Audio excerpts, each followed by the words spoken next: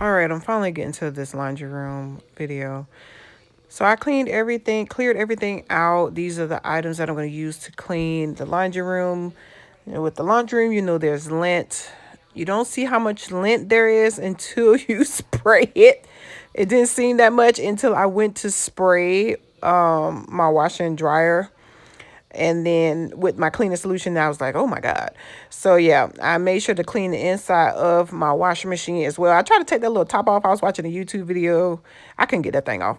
But yeah, so I used my little paste there, my imitation paste from the Dollar Tree. It works wonders. My cleaning solution from Target. Okay, I diluted it with a little bit of water, but I use more cleaning solution than water. But that's here nor there. I get these scrubbing pads. They're really for the pots, but they come 5 in a pack. I use them for everything else. I just break them in half. So I sprayed it down, and then as you can see here, this is the lint build up. So I just cleaned that off. So I'm getting my handy dandy towel here, paper towel, also from Target. This, whatever. Watch that video. And so I'm going over the part that I'm spraying. So you got to make sure you get in the cracks too, all in the crevices. So that's what I'm telling y'all here. Make sure you get in between those cracks and crevices. Get all of that lint out of there. Now, I'm not going to clean the filter because right now during this video, I was drying a load of clothes. So I'll clean that after, but you want to make sure that you clean that as well. Now, we've had our house for a very long time. I've never removed this rack, and I could not find the freaking screwdriver. So whatever, I just cleaned it off how you seen it. All right, so I took 2 boards. Normally I get them from the Dollar Tree, but I couldn't find any at the Dollar Tree, so I think I got these from Walmart. And so I placed them up top. I marked where the end of the rack ends and how much space further down I would like for it to hang. Okay, I took the other board, I lined it up, I went straight across. Okay, so that's the first line where it stopped at. And then I made the space of where I wanted it to be cut to hang down.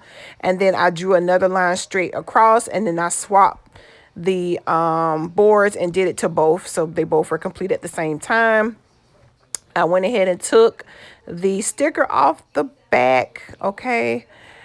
So now I'm going to take my scissors and I'm going to make the indentions here on the board. I tried to fold it, but I rather just try to do it this way. It works a little bit better.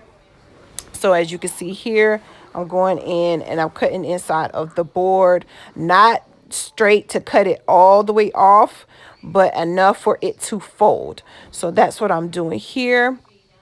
I'm just doing pieces at a time. I don't do it where you gotta cut it up the thing first. I just do the indentation first. So as you can see, I folded it and then I cut it because again, this is a foam board, a cardboard.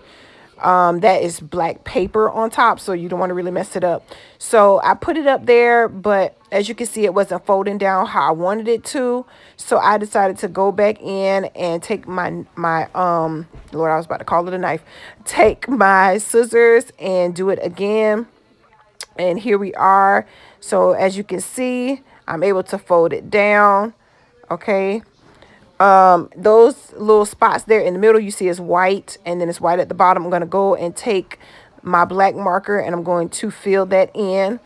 Normally I buy the contact paper, the black contact paper, and cover it. I might still do that, but for the sake of the video, I just took my black marker and filled it in. Now I got these the wallpaper sheets from the Dollar Tree, as you can see here. I think I had gotten like 30 sheets. And I want to say I used a total of 22 sheets. I probably would have used a little bit less, but you'll see why later. All right. It has designs here on the back, different ideas where you can use it. And then it has your side there for you to peel. I took part of the cardboard to help me press it down to the wall because I couldn't find my little contraption I had bought to help press it on the wall. So I'm peeling one side off. Okay. And then I'm going up to the wall to press it down. I had my daughter record for me because I don't know what my tripod was. And I don't be doing this for a living. So, yeah, you get what you get. So, this is me putting down the first one. I don't know what she was doing there. But here is how it looks on the wall with the one. And then here I am as I go along in the process. Again, this is me using that extra cardboard that was left. Okay, so I'm putting that on here. Here is how that looks. Bong, bong, bong. This is the last little piece over there, that little half corner. I'm going to take a sheet. I pressed it up against the wall in the corner, made an indentation. Then I went ahead and folded it. And then so I can go ahead and cut that to put it at the end. Okay, so that's what I'm showing you here. Now, where I fudged up at is coming up, okay? Because when I call myself being proactive and cutting the pieces in advance, I didn't pay attention to the back to notice that I had the sheets upside down. And so, because I didn't take the rack off, I had to cut part of the bottom off, but it still worked out. But so as you can see at the front, that front one, I was looking like, why does that one look like that? Yeah, because it was upside down. So I had to fix, though, I think it was 2 sheets right there. I had to fix 2 of those sheets to make it look correct.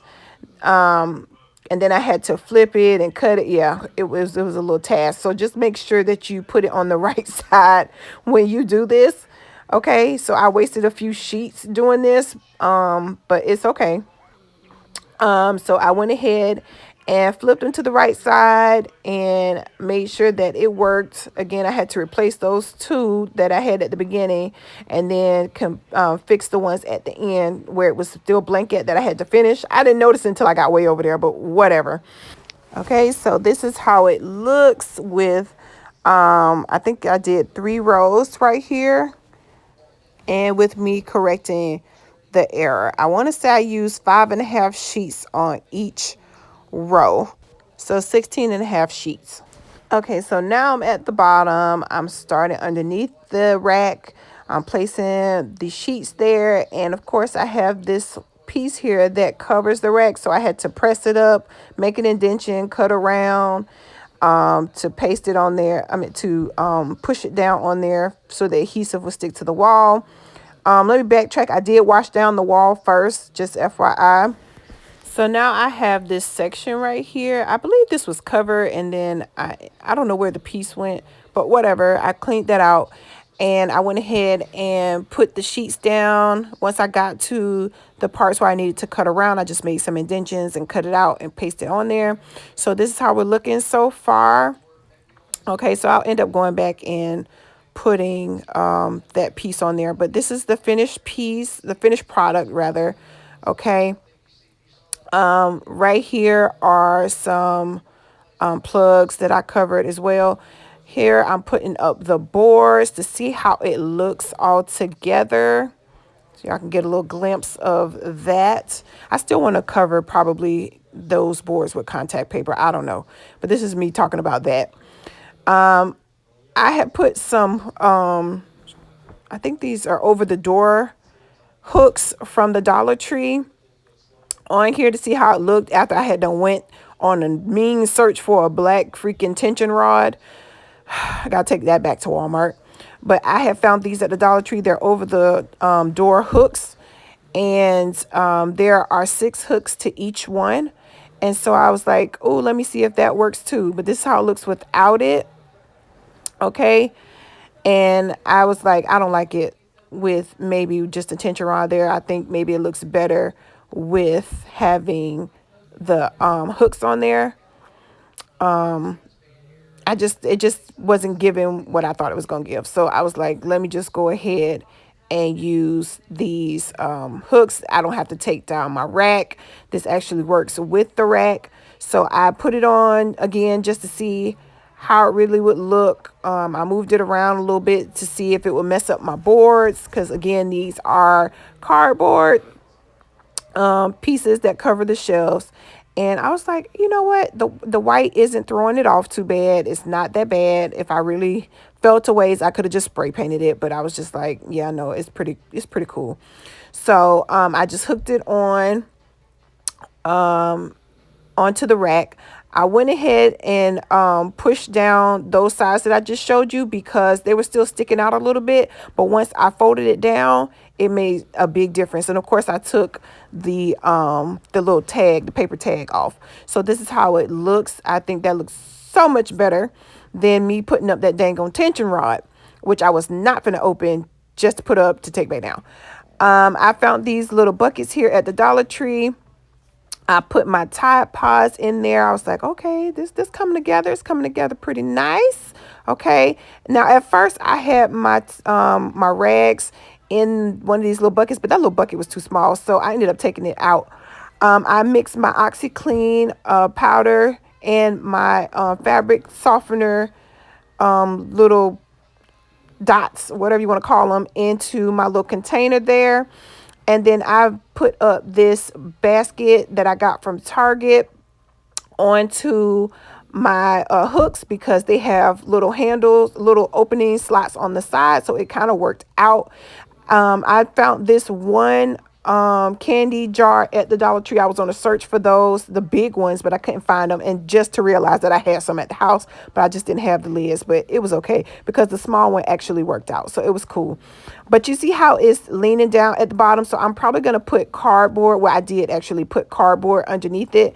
So this is me putting all of my products back in here. So I have my OxyClean laundry detergent, my Tide Pods down there, my bleach there, you know, my OxyClean with my fabric softener there. So just putting everything into place, just kind of looking at it as I go, trying to feel it out. Okay.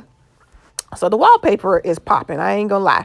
So my Tide Pods, I had some left over and I put them up top, but I ended up going ahead and filling up my my little basket.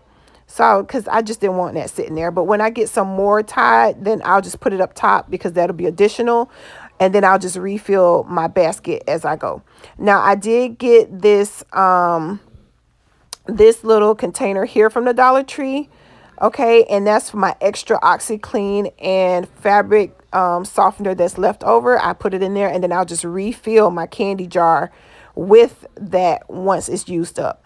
Now I got this bin here from Target as well, and it actually is one that you can layer, and I'm just going to put my towels in that one, and I'm probably going to go back and get another one so that I can put my washcloths, because I got way more washcloths than I thought. And I don't know why I thought that little bin was going to help. Now, I bought these little contraptions here from Amazon, and they hold your little cup to fill up your laundry detergent in. But as you can see, it's already messed up because they just be pouring stuff in it. Yeah.